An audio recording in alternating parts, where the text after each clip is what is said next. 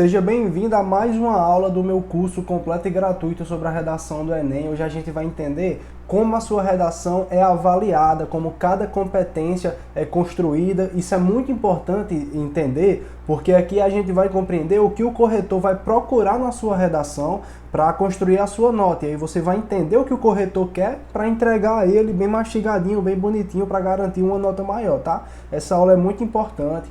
Assiste ela até o final, porque eu vou falar sobre todas as competências, dar dicas sobre todas as competências. Você vai entender perfeitamente e detalhadamente como a sua nota é construída, como a sua nota da redação do Enem vai ser construída, vai ser avaliada. Então é muito importante assistir até o final, tá? Aí o que você está vendo na tela, deixa eu colocar aqui a caneta. O que você está vendo na tela é um print da grade de correção, tá? Isso aqui é disponível gratuitamente na internet, é só você pesquisar grade de correção do Enem e você vai ver todas as competências e o que cada uma delas pede, tá? Mas aqui eu vou explicar. Basicamente, a sua nota do Enem vale 1000 pontos, você pode tirar entre 0 e 1000, mas ela é dividida em 5 competências. O que é uma competência? É um critério que vai avaliar uma parte específica da sua redação, tá? São 5 competências, cada uma vale 200 pontos, que se somam de 40 em 40. Então, você, em cada competência, você pode tirar ou 0, ou 40, ou 80, ou 120, ou 160, ou 200. Aí você fala, mas um amigo meu tirou 820, não foi de 40 em 40. Por que ele tirou isso? Porque a redação do Enem, a oficial, é corrigida por 2 corretores diferentes. Então, se um te der 1000 e um te der 960, vai somar as duas notas, dividir por 2, você vai ficar com 980. Então, vai ser uma média. Mas a nota vai subir de 40 em 40 e você vai receber uma média de 2 redações, tá? Sua redação vai ser corrigida por 2 pessoas diferentes. Vamos lá. A competência 1. A primeira competência é a competência que avalia a sua escrita, tá? Vai avaliar 2 coisas, a ortografia e as falhas sintáticas. O que é avaliado na ortografia? São os desvios ortográficos, desvios de pontuação, desvios de acentuação, quando você escreve uma palavra errada, quando você esquece uma vírgula, isso aí vai ser avaliado. Falhas sintáticas são frases mal construídas, palavras sobrando, palavras faltando, frases confusas. É a construção das suas frases, se vai haver ali alguma falha ou não, tá? Essa aqui é a competência, ó. Estrutura sintática excelente, estrutura sintática boa, poucos desvios, alguns desvios, muitos desvios. É assim que vai ser avaliado, tá? Percebe aqui que é de 0 a 5, cada númerozinho desse aqui é 40 pontos. Ó, 0, 40, 80, 120, 160, 200 pontos. Tá? A gente vai entender bem direitinho isso aqui. Vamos falar sobre a ortografia, tá? Olha, um exemplo de erro de ortografia é que a sociedade precisa ir à igreja. Igreja? Não, tá errado, né? O certo seria igreja sem o N. Então, se você cometeu um desvio ortográfico, você vai perder ponto na C1, pois ela avalia a ortografia. Outro erro de ortografia, ó, a sociedade precisa ir à missa, que tá errado, precisa de uma crase, precisa ir a com crase missa. Então, se você errar um acento, você vai perder ponto na C1. Importante entender, o Enem avalia a quantidade dos desvios e não a gravidade. Então, às vezes acontece assim, o cara escreveu em igreja e mesmo assim tirou nota 1000. Por que isso acontece? Porque o Enem não vai avaliar a gravidade do desvio que você cometeu e sim a quantidade. E o Enem permite que você cometa até 2 desvios sem você perder nenhum ponto na C1, tá? A gente vai entender isso um pouquinho mais para frente. Agora vamos entender melhor as falhas sintáticas, tá? Existem alguns tipos de falhas sintáticas, que são frases mal construídas. Justaposição, truncamento, ausência de palavras, excesso de palavras e falha de paralelismo sintático. Vamos entender. Justaposição acontece quando a frase deveria ser finalizada com ponto final, mas isso não acontece. Quer dizer que a frase precisava acabar, mas você não acabou a frase. Você continuou escrevendo, escrevendo, escrevendo. Por exemplo, o trabalho de cuidado é invisibilizado pela sociedade. A mulher que exerce esse trabalho de cuidado sofre mais. Logo, é importante discutir a questão para solucioná-la a partir de ações estatais mediáticas. Está vendo que é uma construção bem cansativa, bem longa, sem ser finalizada, com várias vírgulas em excesso. Olha como ela ficaria aqui corretamente: o trabalho de cuidado é invisibilizado pela sociedade e a mulher que exerce esse trabalho de cuidado sofre mais. Ponto. Logo, vírgula. É importante, tá vendo aqui? Ele finalizou o período, aqui ele deveria ter finalizado, mas não finalizou. Então ele cometeu uma justa posição, que é a oração precisava ter acabado, mas não acabou. O truncamento é o oposto da justaposição. O truncamento acontece quando a frase não deveria ter sido finalizada com ponto final, mas foi. Por exemplo, o machismo é responsável por colocar mulheres numa situação de desigualdade, ponto. Fazendo com que o trabalho de cuidado seja exclusivamente delas, ponto. Pois há a cultura de que ela deve ser a cuidar do lar. Tá parecendo um robô falando, o machismo. Não sei o quê. Não sei o quê. Não é assim, também tem que ter uma fluidez nas suas ideias. O correto é essa aqui, eu nem coloquei vermelho e verde, esqueci. O machismo é responsável por colocar mulheres numa situação de desigualdade, vírgula, fazendo com que o trabalho de cuidado seja exclusivamente delas. Então, você não pode não finalizar a frase na hora certa, mas você também não pode finalizar a frase sem que seja necessário. Geralmente, pessoal, tá vendo que o fazendo aqui tá no gerúndio? Antes do gerúndio, a gente não coloca ponto final, a gente coloca vírgula, tá? Isso aqui tem muita falha de estrutura sintática por causa que você finaliza a oração antes do gerúndio. Isso costuma acontecer errado, tá? Outra falha sintática é o excesso ou a falta de um elemento sintático. O que é elemento sintático? É palavra, letra, qualquer coisa que esteja na sua frase. Palavra, letra, ponto, vírgula, isso tudo é elemento sintático. Quando há excesso ou ausência de algum termo, além de duplicação de expressões. Por exemplo, o trabalho de cuidado não é conhecido pelo o Estado. Quando a gente usa aqui o pelo, não precisa do artigo o. Então tem um excesso de elemento sintático. Tem um artigo aqui que não precisaria ter.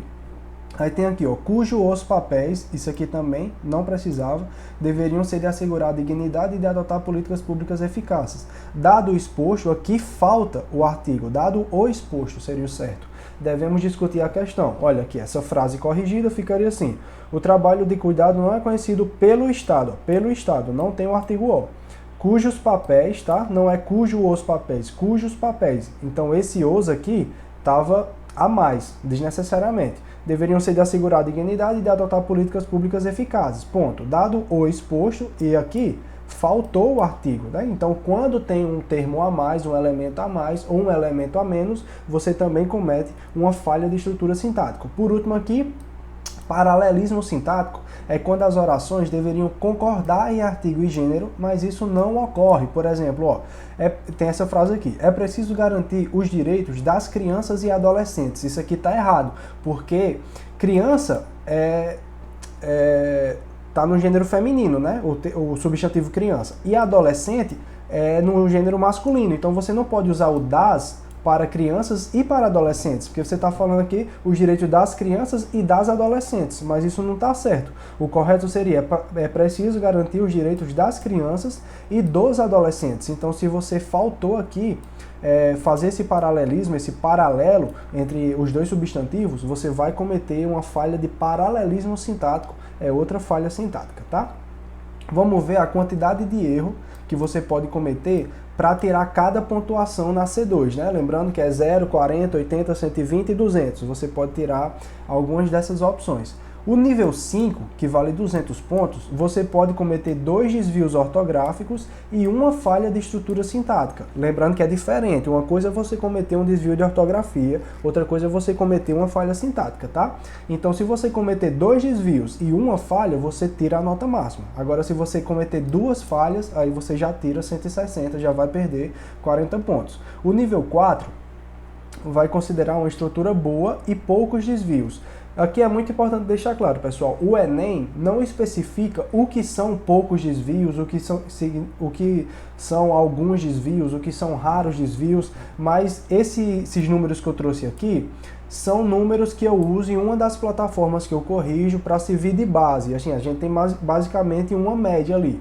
Por exemplo, uma redação de 24 a 30 linhas, você pode tirar de 3 a 10 desvios, que vai ser considerado pouco. Agora, se for uma redação com menos linhas, uma redação de 8 a 15 linhas, mais de 6 desvios já vai ser considerado poucos, você já vai ficar aqui no nível 4, tá? Então, isso aqui é um parâmetro, não é oficial. O Enem não deixa claro que são poucos desvios, alguns desvios, raros desvios, isso aí é o corretor que vai compreender, mas isso aqui é um parâmetro que eu costumo usar nas minhas correções e vocês podem printar para depois ficar revisitando, tá? Então, a estrutura 4 são poucos desvios, você vai tirar 160 pontos, aqui uma redação normal que tem entre 24 e 30 linhas, você pode cometer até 10 desvios, mas aí você cometendo 11 desvios, numa redação normal, né, de 24 a 30 linhas, você já vai ter aqui 120 pontos, considerado alguns desvios, né, normalmente. Então, aqui é o nível 3, 120 pontos. O nível 2, que esse aqui já é bem mais difícil de acontecer, é uma estrutura sintática deficitária ou muitos desvios. O que é que a gente considera muitos desvios geralmente? Aqui uma redação normal de 24 a 30 linhas vai ter de 21 a 30 desvios ortográficos, tá? E o nível 1, que é a menor nota possível, aqui que são 40 pontos, vai apresentar uma estrutura sintática deficitária e muitos desvios. Aqui é importante você entender.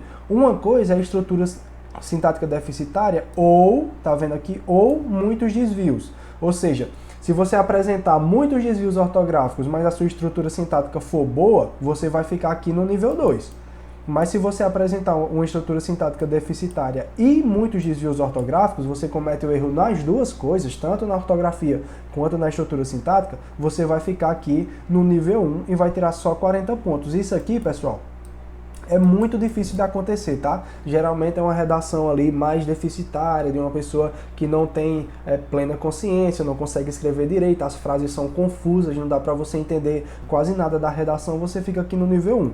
O mais comum é que sua redação fique entre o nível 3 e o nível 2. Você vai ficar ou com 120 pontos ou com 160 pontos, tá? O nível 5, isso aqui é praticamente impossível, tá? Nível hard, você conseguir cometer menos do que 2 desvios e uma falha sintática, isso é muito raro. Geralmente a gente fica entre o nível 4 e o nível 5. Competência 1 já foi, eu esqueci minha água aqui, tô com a boca seca já. Vamos entender a competência 2. Ela vai avaliar a abordagem do tema, o tipo de texto e o repertório sociocultural. Olha aqui, ó. Na competência 2, você vai ser avaliado, compreender a proposta de redação e aplicar conceitos de várias áreas do conhecimento para desenvolver o tema, dentro dos limites estruturais do texto dissertativo argumentativo em prosa.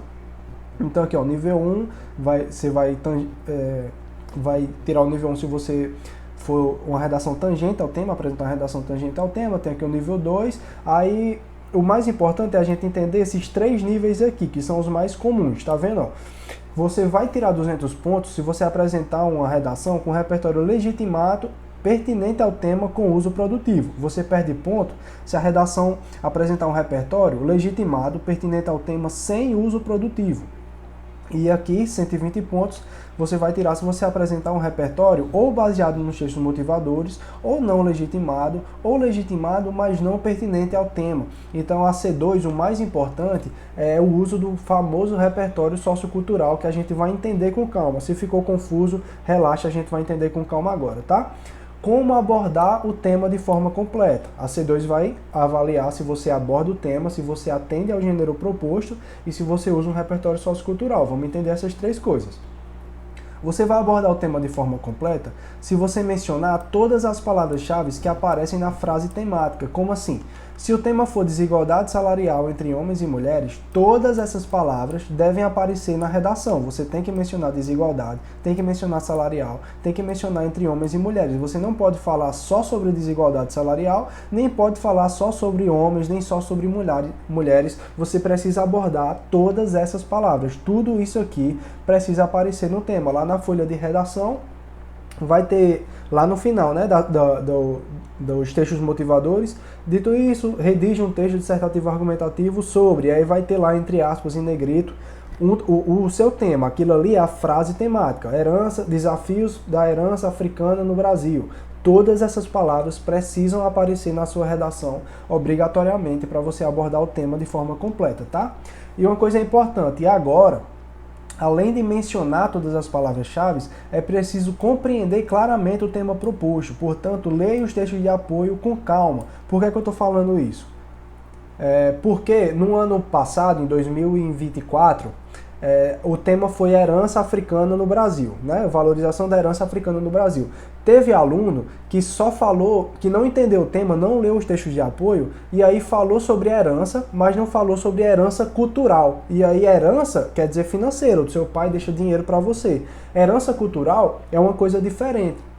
Então, assim, os alunos estavam mencionando as palavras-chave do tema, mas não estavam abordando o tema de forma completa. Então, é muito importante você deixar de preguiça, pelo amor de Jesus Cristo, e você vai ler os textos de apoio com calma para entender de verdade o que o tema está solicitando, tá? Você vai mencionar todas as palavras-chave, mas vai compreender de verdade o que o tema está pedindo para você falar. Agora, tema já foi, agora a gente vai entender o que é o tipo de texto solicitado, que ele fala lá. Olha, sua redação deve ter claramente a estrutura do texto dissertativo argumentativo. Como assim? Ela precisa ter introdução, desenvolvimento e conclusão. Início, meio e fim. Tem aula aqui no canal sobre isso. Vai ter aula nesse curso aqui, bem detalhadamente sobre isso, para você entender com calma, tá? Caso uma dessas partes falte, você será prejudicado. Então a sua redação precisa apresentar dissertação e argumentação com introdução, desenvolvimento e conclusão. Fazendo isso, você já também garantiu essa parte da competência 2. Não se preocupe, assista o meu curso inteiro, isso jamais irá acontecer com meus alunos, eu garanto, prometo a vocês. Hoje em dia é assim que faz, né? Assim é coisa de velho e assim faz hoje em dia. Vamos lá. Competência 2, agora vamos falar sobre repertório cultural. Aqui o bicho pega, você deve mencionar um repertório externo aos textos motivadores para aprofundar suas ideias. Repertório é uma coisa muito temida, mas vamos entender com calma agora, tá? O que é um repertório sociocultural?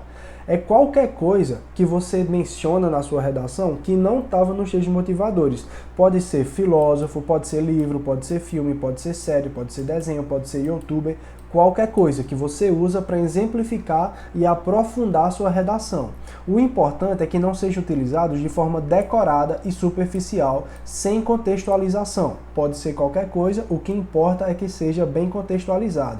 Olha, você deve apresentar um repertório produtivo, pertinente ao tema e legitimado, mais uma vez, qualquer conhecimento que seja externo aos seus motivadores, séries, desenhos, filmes, youtubers, filósofos, qualquer coisa. Eu até coloquei o digníssimo Casimiro aqui como exemplo de repertório sociocultural. É qualquer coisa, eu também coloquei esse filósofo aqui, que eu não lembro quem é uma estátua, não sei quem é.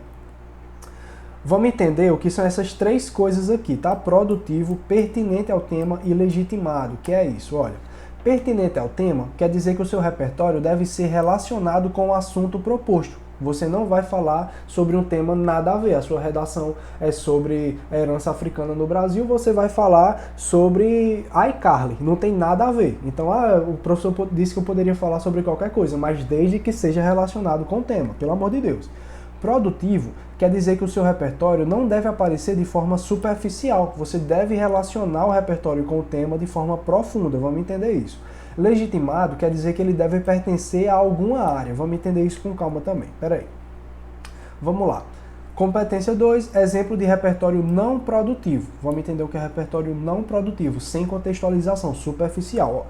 Segundo a Constituição Federal, é dever do Estado garantir os direitos e os deveres dos brasileiros. Dito isso, é preciso analisar a negligência governamental e a lacuna educacional como principais causadores do bullying no Brasil.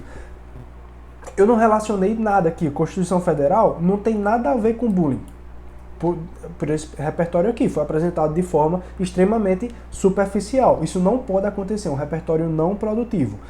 Agora eu vou mostrar para vocês um exemplo de um repertório produtivo, pertinente e legitimado. Olha, o mesmo repertório da Constituição Federal. Inclusive, não tem isso de que Constituição Federal está proibido, repertório de bolsa está proibido. É mentira. O que está proibido é você ser superficial, mas ser profundo e bem contextualizado, pode usar a Constituição Federal à vontade. Ó, segundo a Constituição Federal, é dever do Estado garantir os direitos e os deveres dos brasileiros. A mesma coisa do slide passado, né? Mas olha a contextualização agora. Entretanto, isso não é visto na realidade nacional, tendo em vista que muitos brasileiros sofrem bullying e possuem seus direitos violados. Então, estou falando aqui que a Constituição Federal não é uma realidade nacional porque as pessoas têm os seus direitos violados, as vítimas de bullying. Então, eu estou fazendo uma contextualização entre a Constituição Federal e o bullying. Eu estou fazendo uma contextualização, meu repertório está está pertinente ao tema, porque eu relacionei Constituição com bullying, e está legitimado,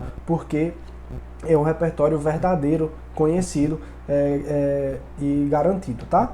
Agora aqui é a mesma coisa. Dito isso, é preciso analisar a negligência governamental e a lacuna educacional como principais causadores desse problema. Então, pessoal, mais uma vez, o importante é fazer essa contextualização, tá? Eu posso usar a Constituição Federal, posso usar a iCarly, posso usar Eu, a Patroa e as Crianças, posso usar qualquer coisa, desde que eu faça uma clara relação entre o repertório e o tema. Isso precisa fazer sentido, isso precisa ter uma contextualização. Tô com a garganta sequíssima, esqueci de pegar um copo d'água. Vamos entender um exemplo de um repertório não legitimado por nenhuma área. Olha, segundo pesquisas, 60% dos brasileiros sofrem com falta de saneamento básico. Quais pesquisas? Qual a fonte? Você tirou essa informação de onde? De que abismo você retirou essa informação? Os alunos costumam dizer, segundo cientistas, segundo pesquisa, segundo dados. Que dados, cara? Quais cientistas? Quais pesquisas? Você não pode apresentar informação de uma forma genérica assim, sem comprovação. Então você vai trocar esse segundo pesquisa por segundo o IBGE, por segundo o pesquisador não sei quem, da Universidade de Oxford. Você vai ter que mencionar a fonte dessa pesquisa sem ser genérico. Tem que ter uma legitimação, beleza? Agora a gente vai entender o que é uma redação tangente ao tema, que eu falei lá, o nível 4, o nível 4 mesmo, né? Você fica só com, nível 1 na verdade, você fica só com 40 pontos se a sua redação for tangente ao tema. É quando o aluno fala só sobre uma parte do tema. Exemplo, o tema é impactos do aquecimento global na saúde mental dos jovens. E aí, durante a redação, o aluno fala apenas sobre o aquecimento global, sem mencionar a saúde mental dos jovens. Você está tangenciando o tema. O que é tangencial? Que você vê lá em geometria. É quando tá aqui a circunferência e passa aqui na tangente, né? Quer dizer que quase que entrou, mas não entrou. Passou na tangente. Então, você está escrevendo a redação tangente ao tema. Você precisava falar sobre aquecimento global na saúde mental dos jovens. Você falou sobre aquecimento global, não falou sobre saúde mental, não falou sobre jovens. Então você quase que mencionou o tema de forma completa, mas passou pela tangente. Você é extremamente prejudicado se acontecer isso. Então sempre menciona o tema de forma completa, tá? Que você perde ponto na C2, na C3 e na C5, tá? Então você é muito prejudicado por causa de redação que tangencia o tema. Por último, o que é fuga ao tema é quando o aluno foge completamente do que foi solicitado. Por exemplo, o tema é desigualdade salarial entre homens e mulheres, mas o aluno fala sobre o problema do bullying. Nesse caso, a redação inteira é anulada e você fica com nota 0 na redação. Você nem leu os textos de apoio, falou sobre o que bem entendeu, tirou 0. Então isso nunca vai acontecer, pelo amor de Deus. Vamos ler os textos de apoio, entender o que está sendo solicitado e fazer a redação abordando o tema de forma completa. Tá? Recado rápido, até bati ali.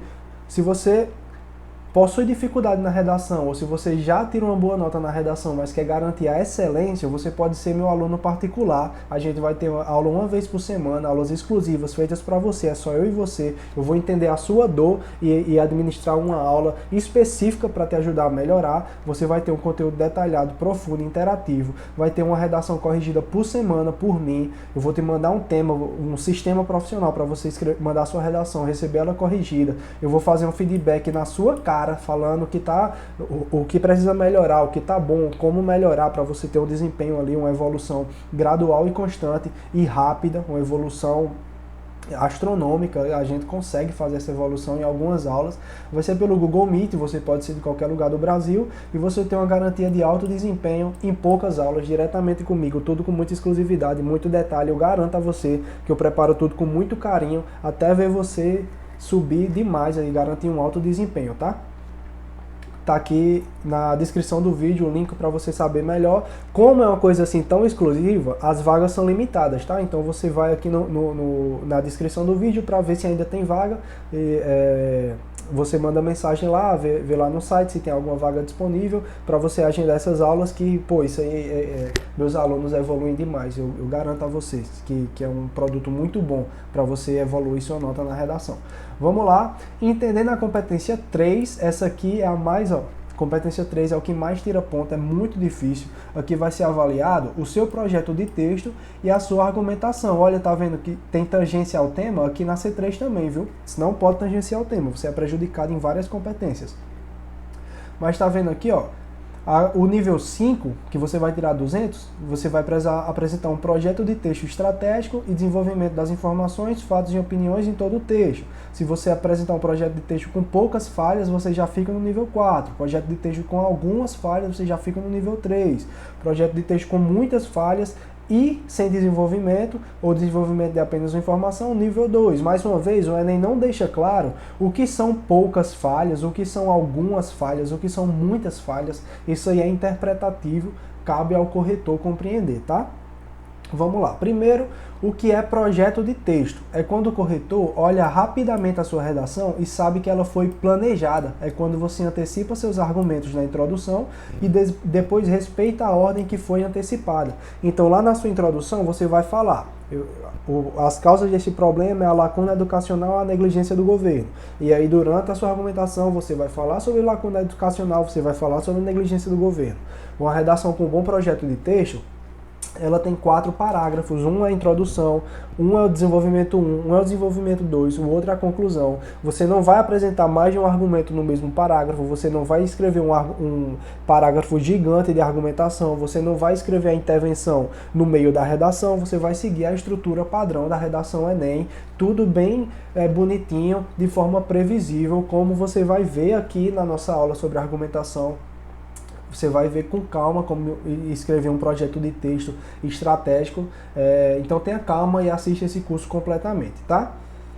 Como o projeto de texto é avaliado? O corretor ele vai avaliar se a redação antecipa os argumentos na introdução, se respeita a ordem dos argumentos que foram antecipados e se possui parágrafos com início, meio e fim, com um número parecido de linhas e uma estrutura bem construída. Então, o projeto de texto, pessoal, é quando o corretor olha a sua redação e sabe que é uma redação bonita, bem organizada, que os parágrafos não é os parágrafos um período bem grandão, não, você usa um tópico frasal, usa um desenvolvimento, usa uma conclusão, tem introdução bonitinha, tem desenvolvimento bonitinho, conclusão bonitinha, do jeito que você vai aprender na nossa aula sobre desenvolvimento, tá? Então o projeto de texto é avaliado, o corretor vai procurar por previsibilidade e organização na sua redação, tá? E como a argumentação é avaliada?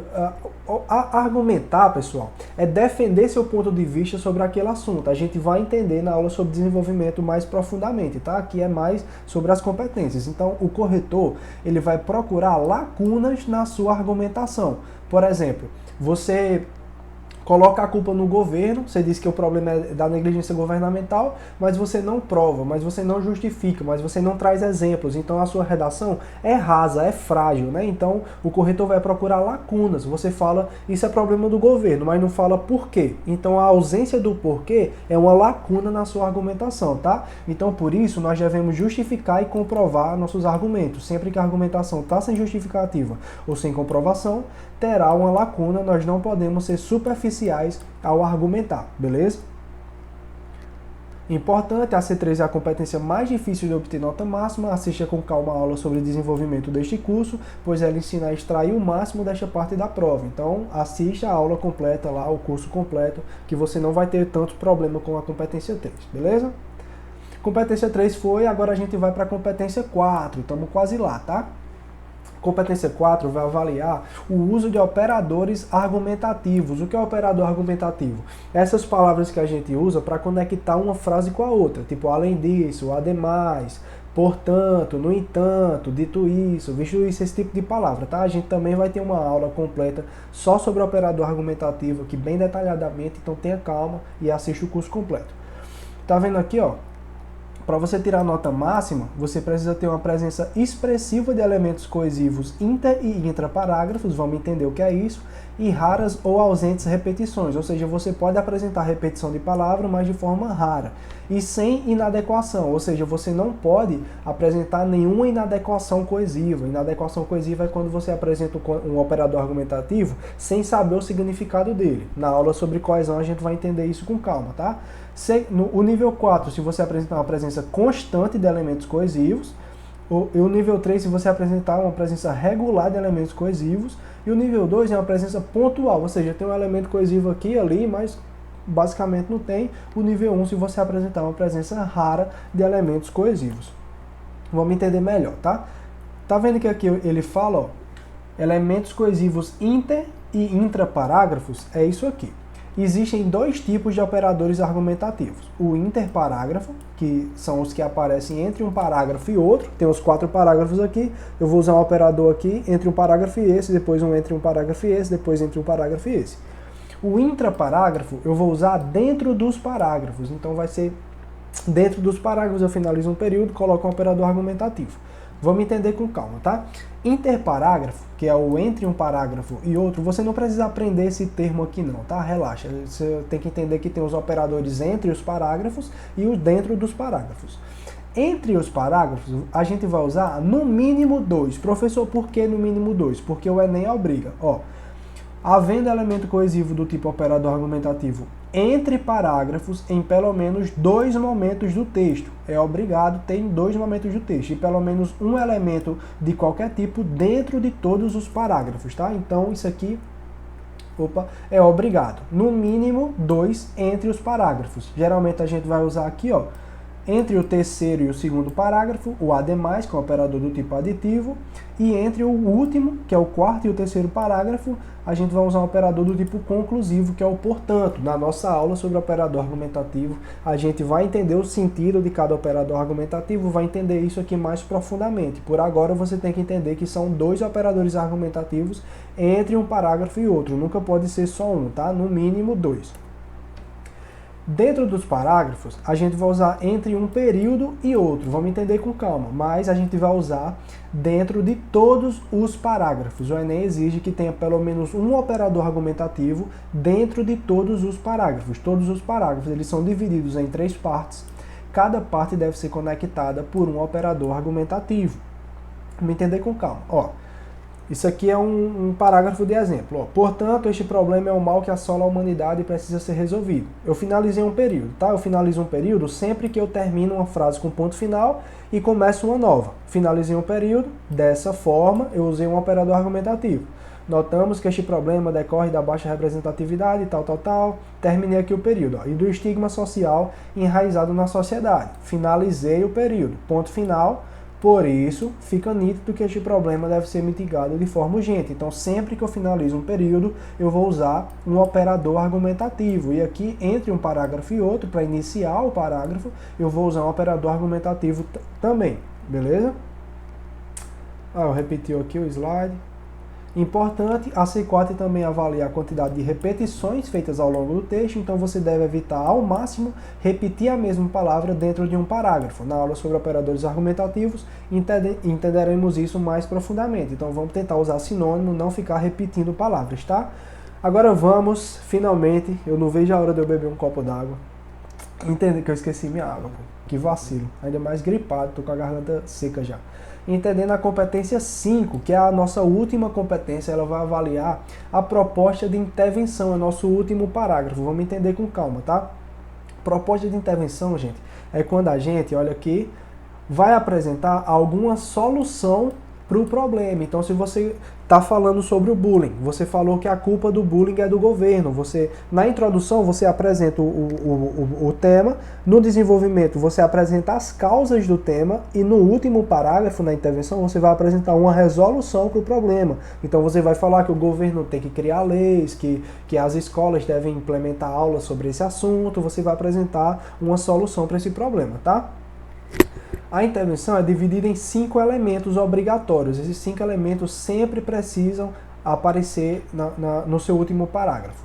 Se você apresentar os 5 elementos, você tira a nota máxima. Se você apresentar 4 elementos, você fica no nível 4. Se você apresentar 3, nível 3, 2. E aí no nível 1 é se você tangenciar o tema, que a gente viu lá na C2, ou se você apresentar só um elemento válido ou se seus elementos forem nulos. A gente vai entender isso com calma, tá? E você tira 0 se não tiver proposta na sua redação, você não apresenta intervenção, ou então você desrespeita os direitos humanos, tá? Isso aqui é importante lembrar, você não vai falar que ninguém tem que ser... Eu não vou dizer as palavras, né? Mas você não pode desrespeitar os direitos humanos, pelo amor de Deus. Vamos fazer uma intervenção aqui, friend family, tá? E se você apresentar uma proposta de intervenção não relacionada sequer ao assunto, ou seja, você apresenta a intervenção sem mencionar o tema, uma intervenção que poderia funcionar em qualquer lugar de forma superficial, você não deixa claro qual problema está sendo resolvido, você fica com 0, tá? A gente vai entender isso com calma depois. A gente vai ter uma aula só sobre proposta de intervenção, tá, gente? Aí a gente vai entender tudo isso mais detalhadamente. Vamos lá. Os 5 elementos obrigatórios, cada um vale 40 pontos. Quais são esses 5 elementos? Ação, agente, modo meio, detalhamento e efeito. A ação é o que será feito, o agente é quem vai fazer, o modo meio é como isso será feito, o detalhamento é um exemplo ou uma explicação de um dos elementos e o efeito é o que acontecerá após a ação. Vamos entender isso aqui na prática. Ó, portanto, isso aqui é um parágrafo de intervenção oficial, tá? Portanto, torna-se essencial mitigar os obstáculos ligados ao bullying.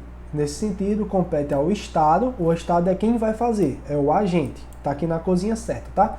Que tem o dever de elaborar e efetivar as leis. O que é que eu estou fazendo? Eu estou explicando o que é o Estado, então eu estou apresentando um detalhamento. Meu Deus, as cores estão erradas, tá? Então, ignora as cores, tá? Tá errado as cores, tá errado as cores. O detalhamento não está em amarelo, o detalhamento está aqui, vai ficar confuso, mas a gente vai entender. Deixa eu apagar aqui. Acontece quem sabe faz ao vivo. Deixa eu apagar aqui as cores. Vamos ignorar essas cores aqui, tá? Vamos lá. O Estado é o agente, é quem vai fazer, que tem o dever de elaborar e efetivar as leis. Eu estou explicando o que o Estado é, então o Estado é um detalhamento. Essa ação será executada por meio, tá vendo aqui, de parcerias com os canais televisivos. Na verdade eu não vou riscar aqui não, porque vocês olham aí e só ignora as cores, tá? Se você for daltônico, tá perfeito. Se você não for, tem que ignorar as cores. E terá como objetivo fazer com que esta mazela deixe de existir. Ou seja, isso aqui é o efeito. Aqui tá com a cor certa, não sei porquê. Ou seja, o Estado é o agente, é quem vai fazer a ação. Que tem o dever de elaborar e efetivar as leis é o detalhamento. Estou explicando o que é o Estado. Criar campanhas publicitárias sobre este assunto tão importante. É a ação, é o que será feito. Ele vai criar campanhas. Essa ação será executada por meio de parcerias com os canais televisivos. Então isso aqui é o modo meio, é como a ação será feita. E terá como objetivo fazer com que esta mazela deixe de existir. Ou seja, depois que essa ação que o Estado fizer, através de parcerias publicitárias e com canais televisivos, depois que essa ação for feita, o problema deixará de existir. Então é o que acontecerá após a ação, tá? Então são esses 5 elementos. A gente vai ter a aula aqui só sobre proposta de intervenção, que a gente vai entender com bem mais calma todos esses detalhes, tá? Vamos entender agora só o que são estruturas condicionais. É quando o aluno apresenta termos como se ou caso durante a intervenção. Por exemplo, portanto, este problema deve ser resolvido de forma urgente. Se o Estado investir em novas leis por meio de votações no Congresso, este problema deixará de existir. Faltou as aspas aqui, eu tenho que revisar esses slides com mais calma. Ó, aqui, vamos ver quantos elementos a gente tem nessa intervenção. Ó, o Estado é o agente, é quem vai fazer. Investir em novas leis é a ação, é o que será feito, ele vai investir em novas leis. Por meio de votações no Congresso é o modo meio, é como será feito através de votações no Congresso. Este problema deixará de existir, é o efeito. Então, essa intervenção tem 4 elementos, falta só o detalhamento. Então, teoricamente, era para ele tirar 160 pontos, né? Mas ele não vai tirar, porque ele usou esse termo aqui, ó, se. Mesmo que a intervenção tenha apresentado 4 elementos válidos, a nota não passará de 80 pontos por causa do se. Quer dizer que a intervenção dele é condicional, é uma condição. Isso só vai acontecer se o Estado fizer isso, caso o Estado faça isso. Vamos ver aqui na grade, ó. Estruturas condicionais com 2 ou mais elementos válidos não devem ultrapassar esse nível. Então, você não pode usar se, caso o governo faça, se o governo fizer, se o Estado fizer. Se você fizer isso, mesmo que você apresente os 5 elementos, você vai ficar aqui no nível 2, ó, 0, 40, 80. Você vai ficar só com 80 pontos na sua proposta de intervenção, tá? Então você não pode usar termos como se ou termos como caso, você tem que ser incisivo. O Estado deve, o Estado precisa, você tem que ser assim mais incisivo, sem usar caso, se, sem estruturas condicionais, tá?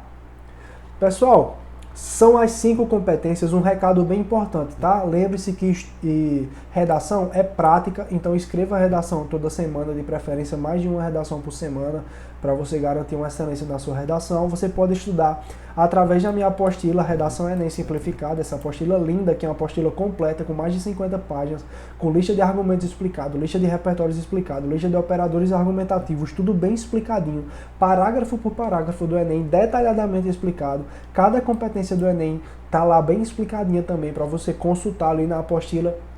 Você vai no e-book rapidinho, sempre consultar ela. É um guia para você melhorar a sua redação, tá? Custa um valor simbólico, tá aqui na descrição do vídeo. Também você pode participar da minha comunidade no WhatsApp, que tá aqui na descrição do vídeo. Eu fico interagindo por lá, respondo dúvida, a galera fica lá conversando, um tirando a dúvida do outro. É uma comunidade bem engajada, bem importante, tá? Eu recomendo muito você adquirir minha apostila de verdade. É uma apostila muito completa, né? Mais de 50 páginas, de tamanho A4, assim.